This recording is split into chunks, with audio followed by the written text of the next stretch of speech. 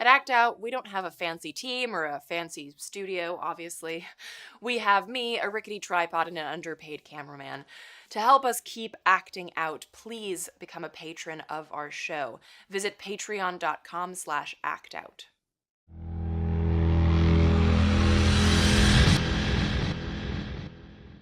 Eugene Puryear sits down with us to talk local organizing in the seat of empire, racist police, and how communities are finding and funding alternatives to cops. From tweets to marching in the streets, this is Act Out. Rockets! Blockade! Bulldozers swarm outside the checkpoint gate. An orange flash broke the hush and blew me into the street. I walk next to the body of my baby. No! DC is an interesting blend of local and federal. Mm-hmm. Well, in your experience, how do you see this juxtaposition playing out in terms of the local organizing work that you do?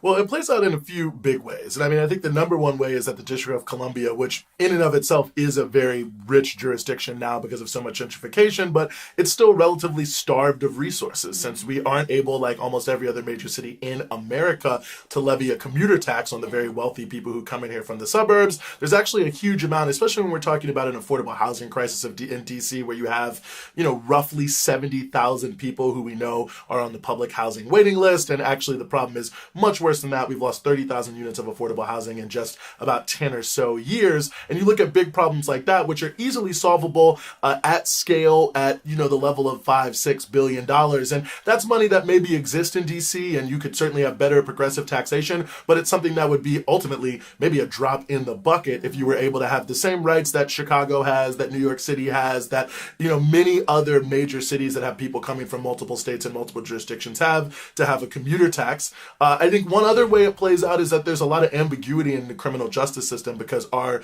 criminal justice system is controlled by the federal government, which was something of a choice, but also it is impacted by the constitutional status of the district, but it means a few things. So our prosecutors, the U.S. Attorney's Office, are appointed by the president. So you can see how if the president is George W. Bush or Donald Trump, or any president, but you can certainly see it the most if you look at people like that, and they are appointing who is going to be in charge of the whole approach to how crime is going to be dealt with at the prosecutorial level. I think that it creates a system which is highly susceptible to the political influences of law and order politicians. I think we have another situation where all of our prisoners are in the federal system. We have people 600, 700, 800, 1,000 miles away, sometimes for 15 or 20 years, so completely separated from family, friends, everything they know, which has a huge impact on the ability of people to get back on their feet when they get back in the district. And these are things that we have no control over. So in a lot of the work I do, which is primarily aimed at stopping displacement, stopping gentrification, and thinking about how we do quote unquote development in a way that is inclusive and that empowers the lowest down, the most oppressed in our society, and also with combating police violence. We see this sort of local federal dynamic having a big impact, not only on our resources, but also on our sovereignty and ability to even change a number of these things, and the ability of Congress and whoever the president may be to, for whatever whim they may have, to be able to put their thumb on the scale and really impact the way people's lives are lived here. And with those issues, is that something that could be combated directly by statehood, for example?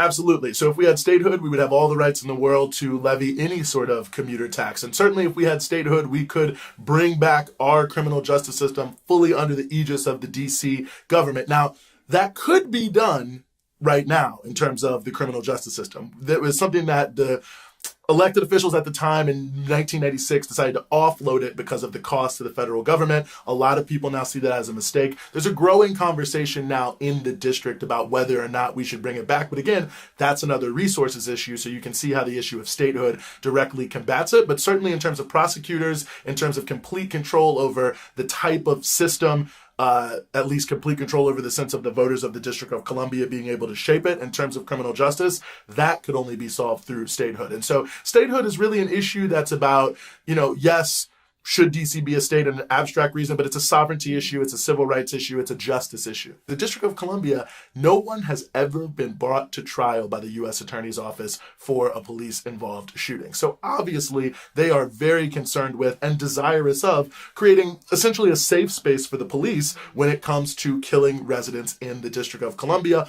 Plus, you have all these federal agencies, of which no district agency has any oversight over in terms of policing, but all of those federal police agencies in DC have arrest and policing powers and have the ability, of course, to kill people. And it's governed by the same process there. And so really it creates so much more vulnerability. And I think it creates such, for residents of the District of Columbia, but I think it increases or creates inside of the police department itself a mentality of, well, we're protected. And even if we're doing things that we know DC residents won't like, we can expect these Trump-inspired attorneys, or even, quite frankly, people who are appointed by, say, an Obama or a Clinton or whatever, because they don't have any electoral pressures on them. And as we've pointed out, or as many people have pointed out over the movement for Black Lives era, prosecutors need the cops to make their cases, and thus they need to be friendly with them. So if you know you never have to answer to District of Columbia residents, what is there to keep you from really defaulting to what makes it easier for you to make all your other cases by having a chummy relationship with all these different police agencies here?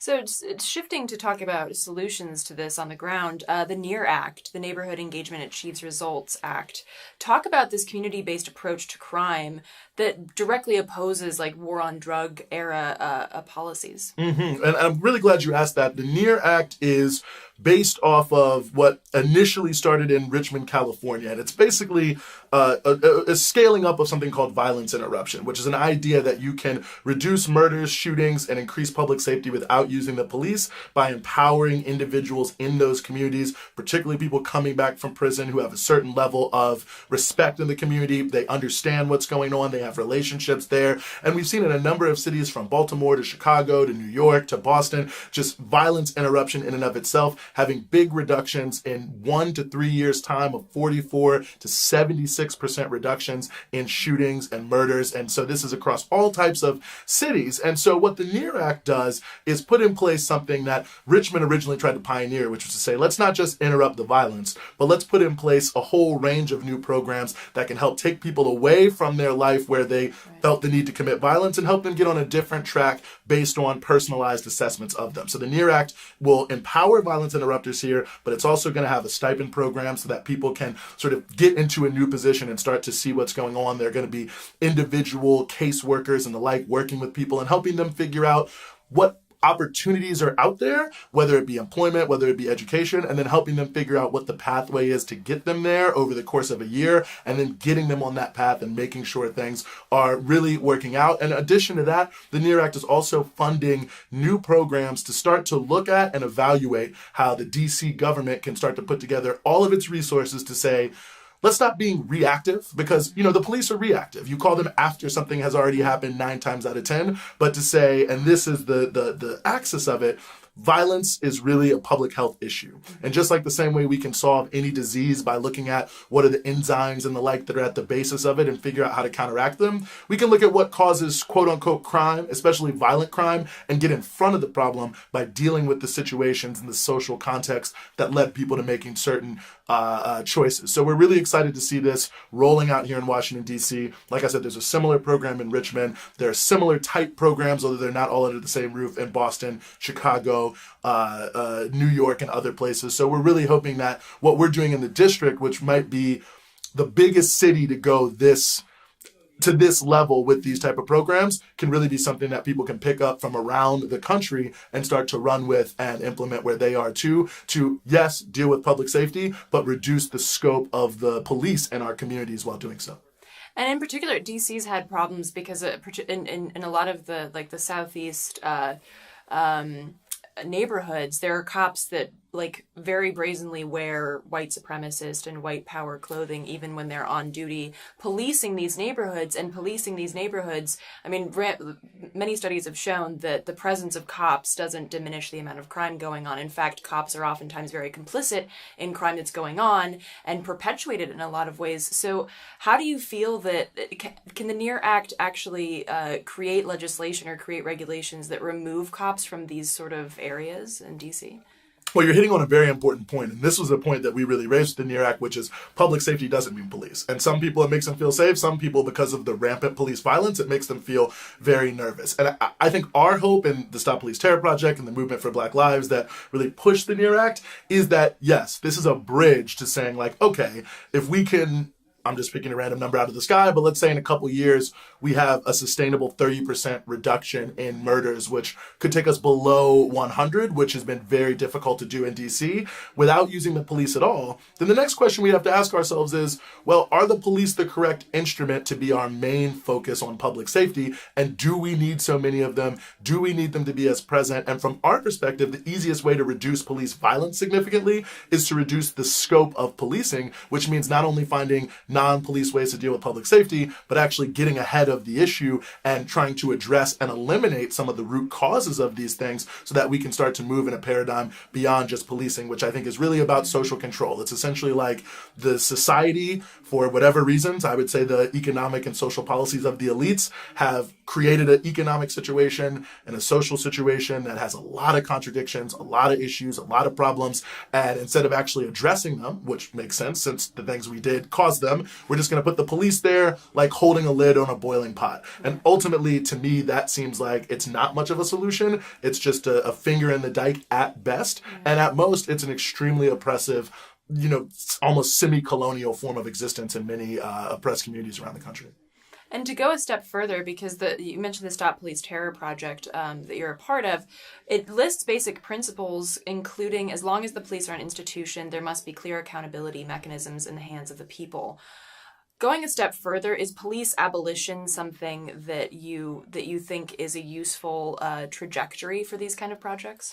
I do. I think it's a good horizon because I think that when we talk about police abolition, it raises a lot of other questions. And I think a lot of times people feel like maybe it's raised in a flip way, and sometimes it is. But I think when you really think about, okay, we know what the police do. We know what they say they do. We know what they actually do. We know the actual problems that exist. We know the things that they claim are problems that exist. So what does it really mean to have a world without police? And I think it starts to talk about, well, what does it mean to have a world where first and foremost, every person has what they need, and to some degree, based on what we can produce, what they want, right? How do we reduce the need of people to feel like they need to victimize others to survive? What does it mean to talk about the war on drugs and how we relate to not only drug usage, but even the fact that America is a country with such high drug usage, which I think speaks very heavily to the culture in the United States, and a lot of other things related to that. I think it really raises a lot of issues about how we define public safety and how we relate amongst each other. And so I think it's a horizon that really starts to talk about, okay, police came in a certain type of class society in a certain type of way to deal with a certain subset of problems. So if we can get beyond that type of society and those type of problems, we can start to think about a totally different way that we can live in America, certainly, but certainly on this planet, a way that I would consider more sustainable, not just with the earth, but between human beings. And I think by just saying we should abolish the police, you're raising those questions about, well, what would that really take? And I think on a number of different issues, that really helps expand the conversation about where this country is going and should be. And another point expanding that conversation, the idea that communities should be empowered to secure themselves and what that looks like. We've had more school shootings, or like we average a school shooting per day. And with these kind of conversations, the idea of armed community self-defense comes up. And with that, like, what do you feel? Where do you stand on this in the gun commentary, particularly as it relates to community self-defense? Well, I think as long as there is such a proliferation in America of right-wing, racist, bigoted, vigilante, semi-fascist groups, I think that the right of armed self-defense, especially for oppressed groups, working-class communities, is absolutely key. I think that I wish we could say people didn't have to fear from the Klan and the Nazis, and I wish we could say that there was some other force in society that was really going to protect people. But I think what we see in the context of sort of quote-unquote free speech, encompassing a lot of hate speech, I think what we see from President Trump and the Republican Party that's willing to be an incubator for a lot of these far-right fascist groups, that there are very serious questions about that. But what the Huey P. Newton Gun Club in Dallas actually raises up, and I think this is an important thing, is they say it's not really about guns what we do. It's about community, responsibility, discipline, and, like Switzerland is an example where they have kind of a citizen army, right? So most people until very recently all had guns in their homes until recently.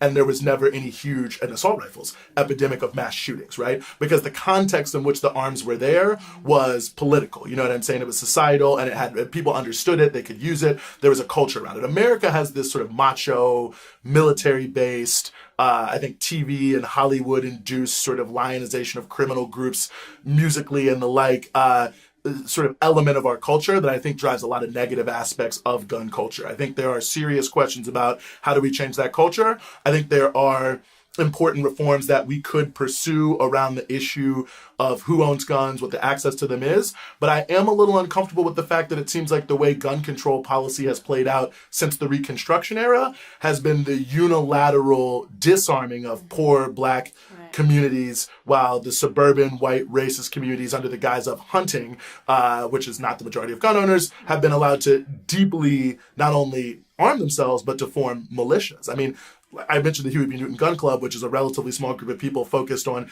community empowerment, and they're treated as a terrorist organization, where in Oregon you have 4,000 strong militias where they have state senators that are affiliated with them, and it's not considered controversial. So I think that's the context we have to consider community self-defense in. It's the context of a real threat to a lot of communities, but I think it's also a context that, in that context, gun ownership is very different. And it's part of a disciplined, organized, political, conscious movement that is very different than what we see, which is, I think, a very willy-nilly approach to either people who live on the suburbs who just are racist and fear robberies and who own guns, or people in many of our oppressed communities who feel the need to own a gun to either stay safe or to conduct their business. And a lot of those nuances have to be dealt with, I think, outside of the context of gun control, inside of the context of what do we do about Black markets, and so on and so forth. What do we do about public safety in inner city communities? How do we address the fact that we have so much racism and bigotry that drives a lot of gun ownership? And I think that's a bigger and broader question we need to discuss.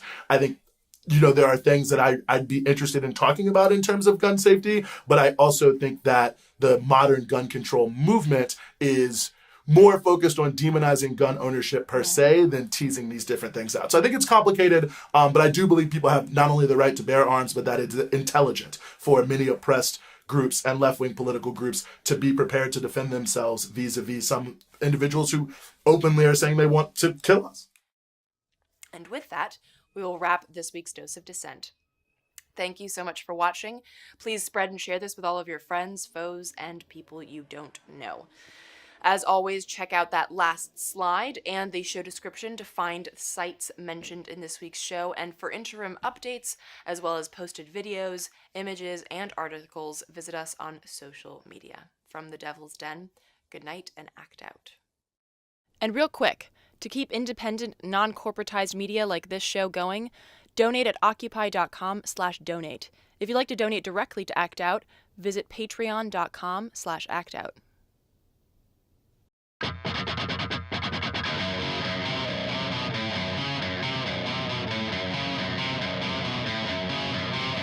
can hear the boots are stomping. Come on, boys, let's get some rocks to throw. I can't stand to hear my father cry anymore. Time we left one of you motherfuckers dead in the road. We've been backing up inch by inch. We got nowhere else to go. It's been too many years since you pushed and set my shove. I'm not